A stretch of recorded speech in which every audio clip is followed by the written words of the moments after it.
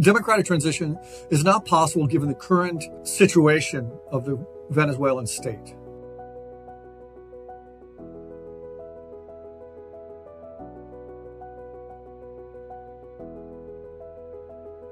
Democratic transition is not possible given the current situation of the Venezuelan state. Because again, it's deeply embedded in illicit activities. It's deeply compromised with Nicolas Maduro. It is deeply politicized, everything from the police to the army to even the private paramilitary squads, the colectivos, to the judicial system, to municipal governments. This has been a government that has been stripped of its independence and in many cases also stripped of its professionalism. It's been filled with partisan hacks loyal to the government. There's a lot of work that has to be done here. This will not be an easy transition.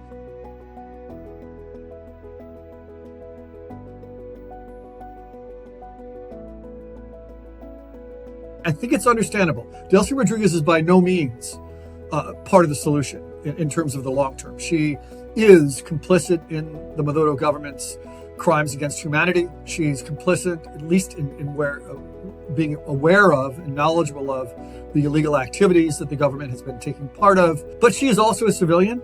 She's also known as a pragmatist. She's also been the public face of Venezuela, oftentimes in negotiations with oil companies. So she was more of a known quantity and one that comes from within. That said, she's going to have a difficult job.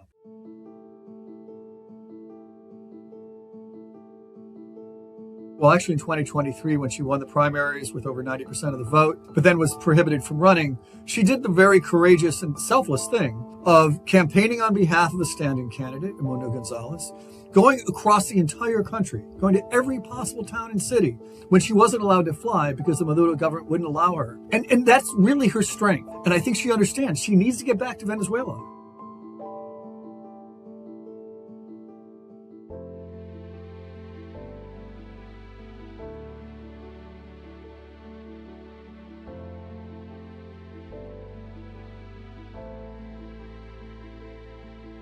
Regardless of the questions over international law that Donald Trump may have violated in this snatch and grab situation, the truth is Venezuela's, for now, in a slightly better place. What I would be keeping my eye on is to what extent Delcy Rodriguez can maintain the support of the U.S. government, can maintain the support, or at least the grudging quiet of the opposition that doesn't start to sort of rattle and demand that it be given access to power immediately. And I think part of both of those things are going to be Delcy Rodriguez developing an electoral calendar with benchmarks and a timeline that says this is the transition plan. If that can happen, quite frankly, I think it stands a much better chance.